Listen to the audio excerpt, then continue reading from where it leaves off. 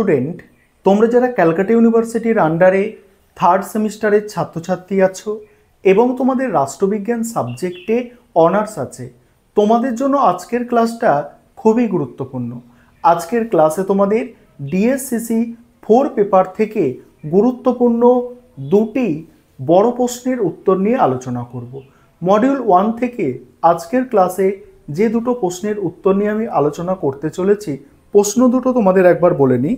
প্রথম প্রশ্ন থাকছে 1990-এর দশক থেকে ভারতে দলব্যবস্থার প্রকৃতি ও পরিবর্তনশীলতা সম্পর্কে আলোচনা করো।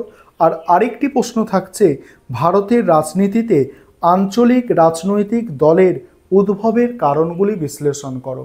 এই দুটি প্রশ্নের উত্তর আজকে আমি আলোচনা করতে চলেছি। এই দুটো প্রশ্ন তোমাদের 10 নম্বর বা 20 নম্বরের জন্য মডিউল 1 থেকে খুবই গুরুত্বপূর্ণ। এবারে তোমরা প্রশ্নের উত্তর দুটি বুঝে নাও। আরেকটা বিষয় তোমাদের এখানে বলবো, তোমাদের জন্য অনলাইন কোচিং ক্লাস চলছে। তোমরা যদি কেউ অ্যাডমিশন নিতে ইচ্ছুক থাকো, স্ক্রিনে যে নম্বরটা দেখতে পাচ্ছ এই নম্বরে যোগাযোগ করে অ্যাডমিশন নিতে পারো। তোমাদের 3টে যে পেপার আছে থার্ড সেমিস্টারে, 3টে পেপারই তোমাদের ক্লাস করানো হয়। চলো আজকে গুরুত্বপূর্ণ দুটি প্রশ্নের উত্তর তোমরা দেখে নাও। এবারে তোমরা দেখে নাও আজকের ক্লাসে প্রথম প্রশ্ন যেটা আছে।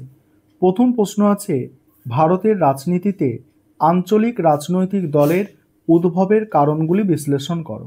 অ্যান্সারটা দেখবে। প্রথমেই তোমাদের একটা ইন্ট্রোডাকশন অর্থাৎ ভূমিকা লিখতে হবে। সেখানে কি লিখবে দেখো, গণতন্ত্রে রাজনৈতিক দল অপরিহার্য। অধ্যাপক বার্কার বলেছেন গণতান্ত্রিক ব্যবস্থাকে গ্রহণ করতে হলে দলীয় ব্যবস্থাকে স্বীকার করতেই হবে। ভারত একটি উদারনৈতিক গণতান্ত্রিক দেশ, সেই কারণে এখানে বহুদলীয় ব্যবস্থা গড়ে উঠেছে। তবে এর উল্লেখযোগ্য বৈশিষ্ট্য হলো এখানে যেমন কয়েকটি জাতীয় দল গড়ে উঠেছে, তেমনি তার পাশাপাশি বহু আঞ্চলিক দল গড়ে উঠেছে। জাতীয় দলের মধ্যে আছে জাতীয় কংগ্রেস এই মানে হচ্ছে ইন্দিরা গান্ধীর যে দল সেটা, ভারতীয় জনতা পার্টি ইত্যাদি। আর আঞ্চলিক দলগুলির মধ্যে উল্লেখযোগ্য তেলেগু দেশম, আসাম গণপরিষদ, ডিএমকে, টিএমসিপি, আকালি দল প্রভৃতি। এবার দেখো আঞ্চলিক দলের সংজ্ঞা। আঞ্চলিক দলের সংজ্ঞা কোথাও দেওয়া হয়নি, তবে নির্বাচন কমিশন কোনো রাজনৈতিক দলকে আঞ্চলিক দল হিসাবে স্বীকৃতি দেবার পেছনে যে চিন্তাভাবনা করে তার থেকে বলা যায় যে দল সারা দেশে মোট ভোটারদের খুব কম অংশের সমর্থন সংগ্রহ করতে পারে এবং যে দলের কাজের পরিধি আঞ্চলিক গণ্ডির মধ্যে সীমাবদ্ধ থাকে তাকে আঞ্চলিক দল বলা যেতে পারে। উদাহরণস্বরূপ বলা যায় তেলেগু দেশম হলো একটি আঞ্চলিক দল, কারণ এর কাজের পরিধি অন্ধ্রপ্রদেশের মধ্যে সীমাবদ্ধ। তেমনি অসম গণপরিষদ দল তার কাজের সীমানা অসমের মধ্যে সীমাবদ্ধ রেখেছে। তবে সম্প্রতি নির্বাচন কমিশন এক বিজ্ঞপ্তি জারি করে বলেছে যদি কোনো দল কোনো রাজ্যে প্রদত্ত ভোটের অন্তত 8% ভোট পায় তাহলে কোনো আসন না পেলেও আঞ্চলিক দলের স্বীকৃতি পাবে। তারপরে আঞ্চলিক দলের উদ্ভব ও বিকাশের কারণ। প্রথম পয়েন্ট হচ্ছে জাতিগত কারণ। ভাবগত ধারণায় ভারত একটি জাতি হলেও বিভিন্ন জাতিগত মনোভাব জেগেছে। প্রত্যেক জাতি বা সম্প্রদায় নিজেদের স্বাতন্ত্র্য বজায় রাখতে রাজনৈতিক ক্ষমতা দখল করতে চায়। তার পরিণতি হিসাবে আঞ্চলিক দলের সৃষ্টি হয়েছে। তেলেগু দেশম, অসম গণপরিষদ প্রভৃতি আঞ্চলিক দলের উদ্ভব এই কারণে ঘটেছে। এর মধ্যে তেলেগু দেশম শক্তিশালী দল হিসাবে নিজেদের প্রতিষ্ঠিত করেছে।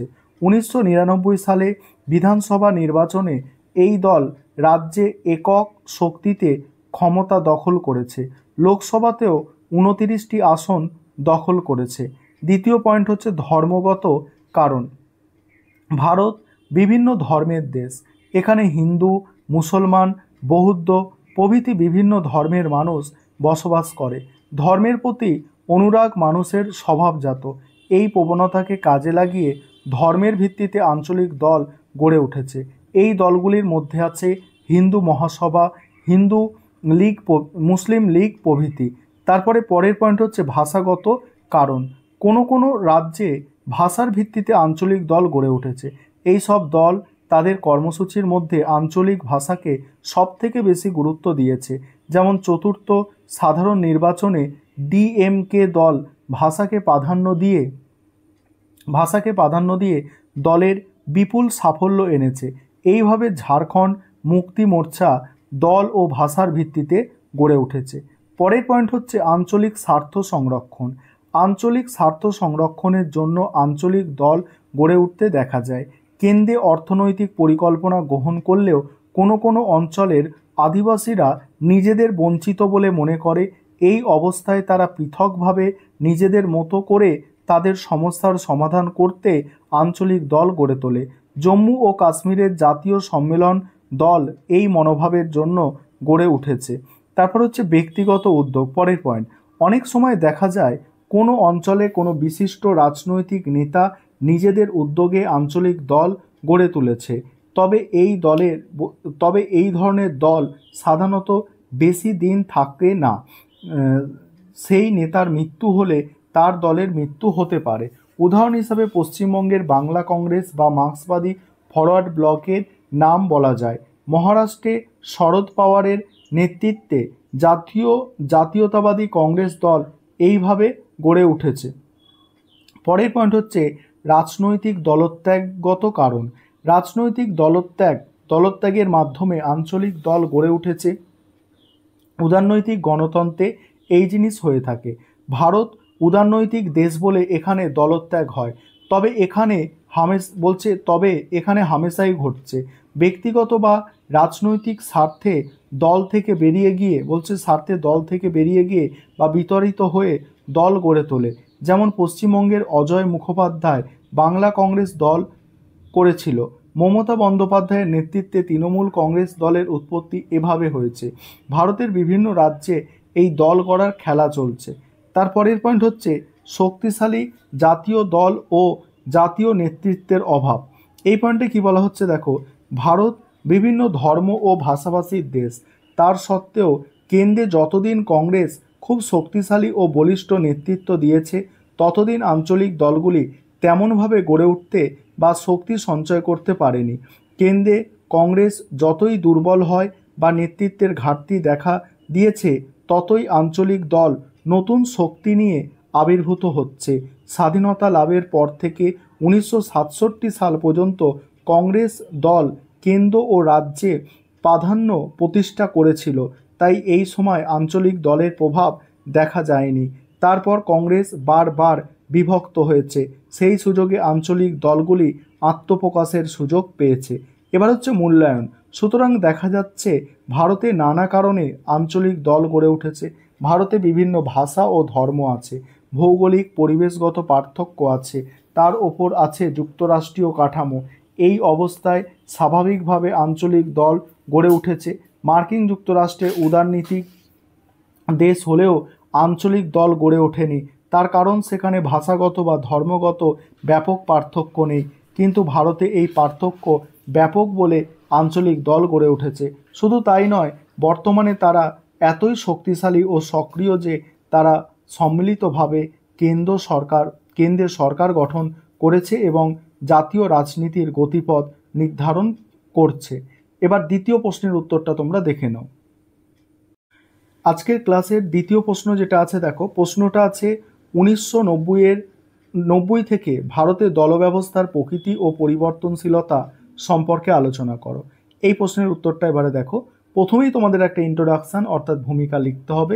সেখানে কি লিখবে দেখো, 1990-এর দশক থেকে ভারতের দলব্যবস্থার একটি বড় রূপান্তরের মধ্যে দিয়ে গেছে। সামাজিক, অর্থনৈতিক এবং রাজনৈতিক প্রেক্ষাপট পরিবর্তনের কারণে দলগুলির কর্মকাণ্ড ও প্রভাব পরিবর্তিত হয়েছে। স্বাধীনতার পর কংগ্রেস দল ভারতের রাজনীতিতে প্রাধান্য বিস্তার করে, কিন্তু 1990-এর দশকের পর থেকে একক দলের প্রভাব কমতে থাকে এবং কোয়ালিশন বা জোট সরকার গঠনের প্রবণতা বাড়তে থাকে। এই সময় আঞ্চলিক দলগুলির উত্থান, জাতীয় রাজনীতিতে দলগুলির ভূমিকা এবং বিভিন্ন রাজনৈতিক ইস্যুতে দলগুলির অবস্থান বড় পরিবর্তনের ইঙ্গিত দেয়। পরের পয়েন্ট হচ্ছে 1990-এর দশক পর্যন্ত দলব্যবস্থা। স্বাধীনতার পর থেকে প্রায় 3 দশক ধরে কংগ্রেস দল ভারতের রাজনীতির কেন্দ্রবিন্দুতে ভূমিকা পালন করেছে। 1977 সালের জরুরি অবস্থার পর কংগ্রেসের প্রভাব কিছুটা কমলেও 1990-এর দশক পর্যন্ত কংগ্রেসই ছিল প্রধান রাজনৈতিক শক্তি। এই সময় ভারত একক দলের শাসন দেখেছে, যেখানে বিরোধী দলগুলি প্রায় প্রান্তিক অবস্থানে ছিল। তবে এই সময় আঞ্চলিক দলগুলির বৃদ্ধি শুরু হয়, যেমন তামিলনাড়ুর দাবির মুত্রেম দেখো করগম অর্থাৎ ডিএমকে, এটা বলবে তামিলনাড়ুর ডিএমকে, পশ্চিমবঙ্গের তৃণমূল কংগ্রেস এবং উত্তরপ্রদেশের সমাজবাদী পার্টি। 1990-এর পরের পরিবর্তন দেখো, 1990-এর দশকে ভারতের রাজনৈতিক দৃশ্যপট উল্লেখযোগ্যভাবে পরিবর্তন হয়। কেন্দ্রীয় পর্যায়ে কংগ্রেসের প্রভাব কমে আসতে শুরু করে এবং ভারতীয় জনতা পার্টি মানে বিজেপি শক্তিশালী রাজনৈতিক শক্তি হিসাবে আত্মপ্রকাশ করে। এর পাশাপাশি আঞ্চলিক দলগুলির প্রভাবও বাড়তে থাকে, যা জাতীয় রাজনীতিতে কংগ্রেস বা বিজেপির ওপর নির্ভরশীল হয়ে পড়ে। আর এই সময় ভারতীয় রাজনীতিতে কিছু গুরুত্বপূর্ণ পরিবর্তন ঘটে। 1 নম্বর হচ্ছে কোয়ালিশন বা জোট সরকার গঠন। 1990-এর দশকের আগে ভারতীয় রাজনীতির মূলত একক দলের শাসন দ্বারা পরিচালিত হতো, কিন্তু 1990-এর পর থেকে কোনো একক দল আর সহজে সরকার গঠনের ক্ষমতা অর্জন করতে পারেনি। 1996 সালে কেন্দ্রীয় সরকারের নেতৃত্বে কোয়ালিশন সরকার আসে এবং এটি পরবর্তী কয়েক দশক ধরে ভারতের রাজনৈতিক পরিস্থিতিতে একটি নতুন মাত্রা যোগ করে। ন্যাশনাল ডেমোক্রেটিক অ্যালায়েন্স অর্থাৎ এনডিএ এবং ইউনাইটেড প্রোগ্রেস অ্যালায়েন্স অর্থাৎ ইউপিএর মতো জোটগুলি তৈরি হয়। তারপর হচ্ছে আঞ্চলিক দলগুলির বৃদ্ধি। পরের পয়েন্ট হচ্ছে আঞ্চলিক দলগুলির বৃদ্ধি। 1990-এর দশকে আঞ্চলিক দলগুলির উত্থান ভারতীয় রাজনীতিতে একটি নতুন দিগন্ত উন্মোচন করে। তামিলনাড়ু, বিহার, উত্তরপ্রদেশ, পশ্চিমবঙ্গ সহ বেশ কয়েকটি রাজ্যে আঞ্চলিক দলগুলি শক্তিশালী হয়ে ওঠে, কেন্দ্রীয় রাজনীতিতে গুরুত্বপূর্ণ ভূমিকা পালন করে। এই সব দলের মূল ভিত্তি ছিল আঞ্চলিক স্বার্থ, জাতপাত এবং স্থানীয় ইস্যু। পরের পয়েন্ট হচ্ছে জাতপাত ও সাম্প্রদায়িক ভিত্তিক রাজনীতি। 1990-এর দশক থেকে জাতপাতের রাজনীতি একটি গুরুত্বপূর্ণ বিষয় হয়ে দাঁড়ায়। বিশেষ করে উত্তরপ্রদেশ এবং বিহারের দলগুলি জাতিগত সমীকরণকে কেন্দ্র করে রাজনীতি করতে থাকে। সমাজবাদী পার্টি, বহুজন সমাজবাদী পার্টির মতো দলগুলি জাতির ভিত্তিতে ভোট ব্যাংকের ওপর নির্ভরশীল ছিল। এছাড়া বিজেপির নেতৃত্বে ধর্মভিত্তিক রাজনীতি এবং হিন্দুত্ববাদী এজেন্ডাও শক্তিশালী হয়ে ওঠে। পরের পয়েন্ট হচ্ছে অর্থনৈতিক উদারীকরণ ও দলগুলির অবস্থান। 1991 সালে অর্থনৈতিক উদারীকরণের পর থেকে ভারতীয় রাজনৈতিক দলগুলির মধ্যে অর্থনৈতিক ইস্যুতে মতবিরোধ বাড়ে। কংগ্রেস এবং বিজেপি উভয় দলই